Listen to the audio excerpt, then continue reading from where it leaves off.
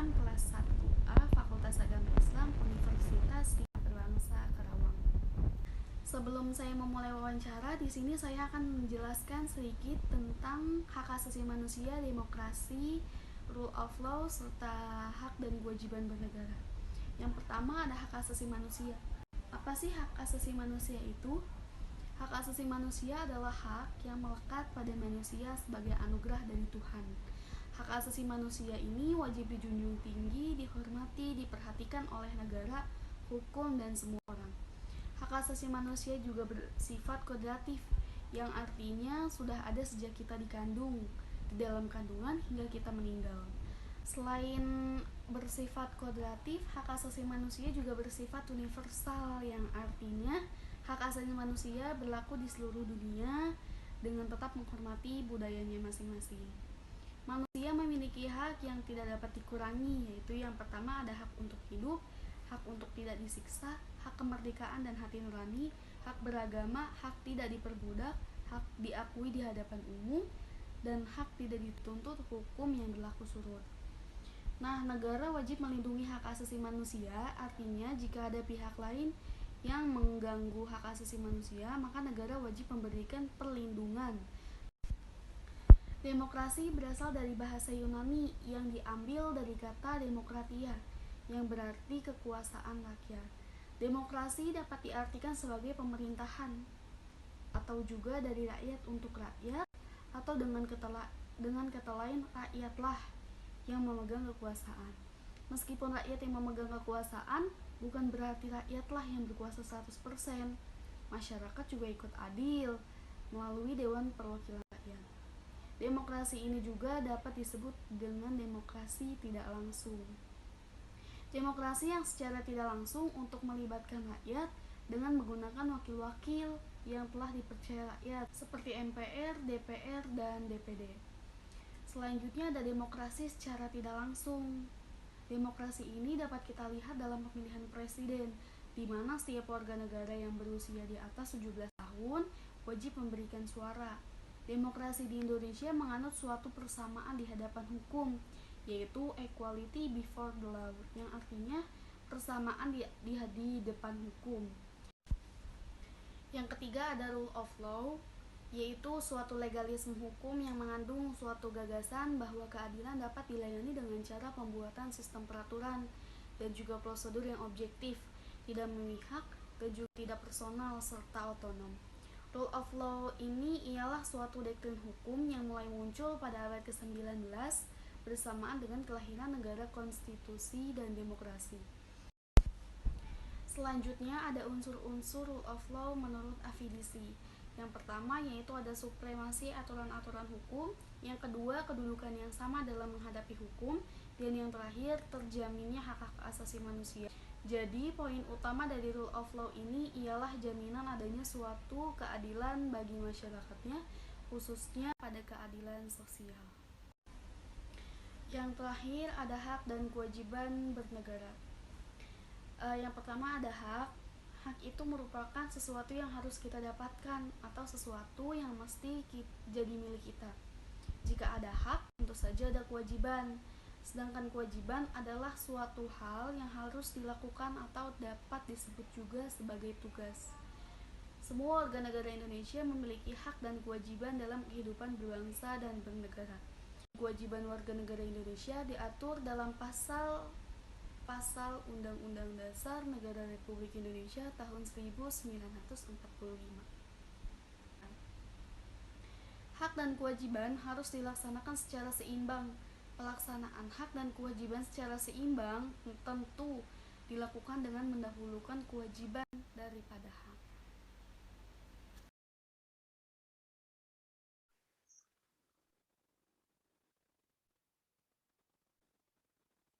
Halo, assalamualaikum Kak. Apa kabar? Waalaikumsalam, baik. Dirinya gimana? Dengan kakak siapa nih? Boleh dong kenalin dulu. Boleh. Perkenalkan, nama saya Farinanda Gardiani Anjani. Saya mahasiswa dari Universitas Singapura Bangsa, jurusan Ilmu Hukum. Langsung aja dimulai ya Kak ya. Ya, boleh. Menurut Kak Ori ya, Iya. kenapa sih para pemimpin itu tidak pernah atau jarang sekali menerapkan nilai-nilai Pancasila? Sebenarnya itu karena kan negara itu kan bukan dipimpin hanya satu orang saja kan, negara itu kan dipimpin oleh banyak orang. Nah itu kan terkadang orang-orang itu kan pikirannya nggak sama, terus ke apa itu namanya ke ke itu apa kebutuhan juga keinginan masing-masing orang itu kan berbeda-beda. Jadi terkadang itu tidak susah sekali menerapkan nilai-nilai Pancasilanya. Itu sih juga keimanan seseorang itu tidak belum kuat gitu, masih ada hasrat untuk ingin memiliki yang lebih yang tidak sesuai dengan nilai-nilai Pancasila. Menurut saya seperti itu. Baik. Terus Kak Nia kan sebagai mahasiswi ya, menurut Kak Ya. Nia apa aja sih nilai-nilai Pancasila yang bisa Kak Nia terapin di kehidupan sehari-hari? Yang pertama sih itu sih mempunyai keyakinan terhadap adanya Tuhan seperti yang tertuang dalam Pancasila, nilai Pancasila yang pertama, yang kedua gotong royong, yang ketiga itu apabila terdapat suatu permasalahan kita bisa menyelesaikan dengan melakukan musyawarah. Yang keempat itu kita harus mempunyai perilaku dan akhlak atau akhlak itu yang baik yang agar dapat diikuti oleh masyarakat, seperti itu sih.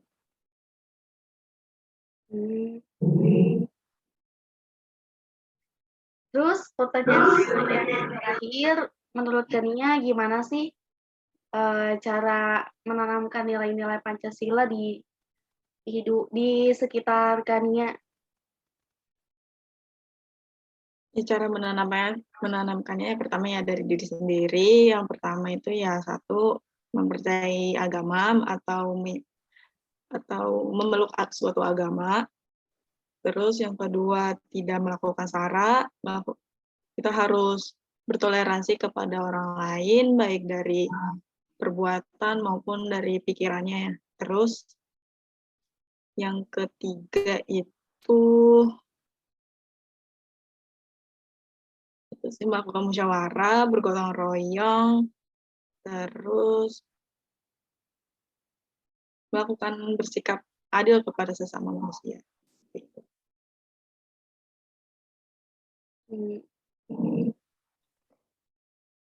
Berarti intinya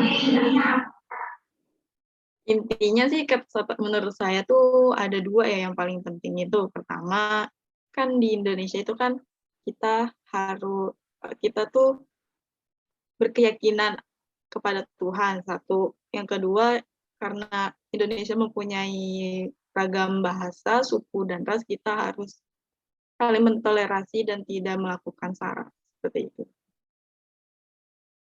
baik, terima kasih ya Kak.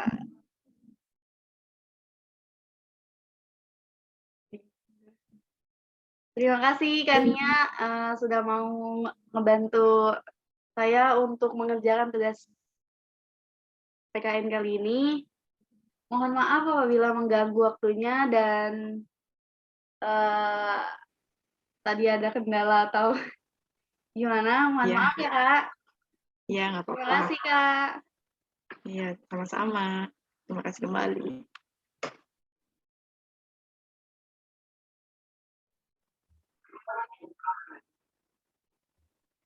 Halo, Assalamualaikum Kak. Apa kabar? Waalaikumsalam, alhamdulillah baik kabarnya.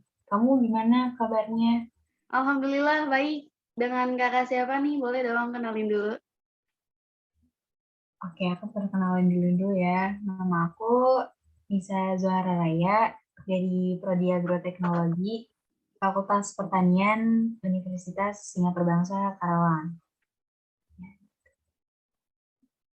Langsung aja ya kayak ke Iya, pertanyaan. Iya. Menurut Kak Nisa, globalisasi itu dapat mempengaruhi nilai-nilai Pancasila gak sih, Kak?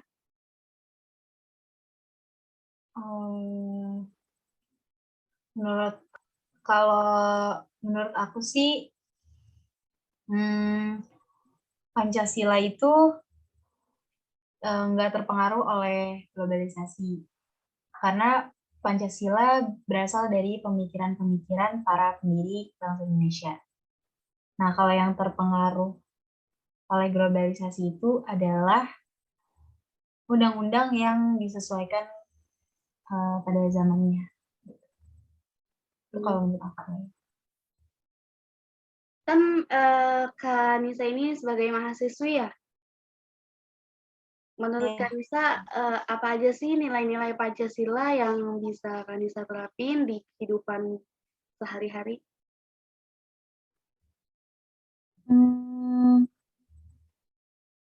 Kalau dari aku sendiri sih, nilai Pancasila yang diterapin di depan kampus gitu ya, atau di sekitar mungkin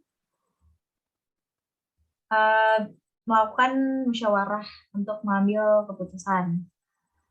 Terus juga nggak mencontek saat ujian gitu kan, karena nilai-nilai Pancasila kan ada jujur juga ya. Jadi lebih baik nggak mencontek gitu saat ujian. Terus habis itu nggak melakukan perbuatan yang anarkis gitu di sekitar kampus atau yang tidak senonoh. Ya, gitu sih. Mungkin itu aja sebagian dari yang diterapin. Terus gimana sih Kak cara untuk menanamkan nilai-nilai Pancasila di kehidupan sekitar? Kayak mungkin Kak Nisa punya adik, gimana sih cara untuk ngasih tahu kalau menanamkan nilai-nilai Pancasila ke adik Kak Nisa misalnya? Oh, kalau Kak Adik mungkin kalau Kak Adik mungkin kayak mengajak kebaikan gitu ya. Misalnya ada orang yang pengamen gitu, kita kita ngasih gitu. Apa ya, mengajak berbagi gitu. Kalau Kak Adik sih mungkin gitu, kayak ngajak nolong ibu gitu. Kalau di kehidupan kampus sendiri mungkin yang berhubungan kan, kalau Pancasila itu kan ada soal agama juga ya. Itu biasanya mungkin kayak ngajak beribadah bareng gitu. Kalau udah masuk waktu zuhur, misalnya udah selesai eh, kegiatan kampus gitu atau apa, kita ajak sholat bareng, yuk sholat bareng gitu. Terus apa ya? Ngajak eh, kalau misalnya abis kegiatan kampus juga ada waktu luang gitu, suka pulang dari kampus, kita suka makan bareng, ngajak makan bareng gitu, biar keluarganya tuh eh, terus erat gitu, persatuannya dijaga. Itu kan masuk ke dalam Pancasila juga ya. Jadi itu sih hal-hal simpel yang bisa dilakuin, diterapin, dan bisa membawa hal-hal positif gitu buat kita. Hmm,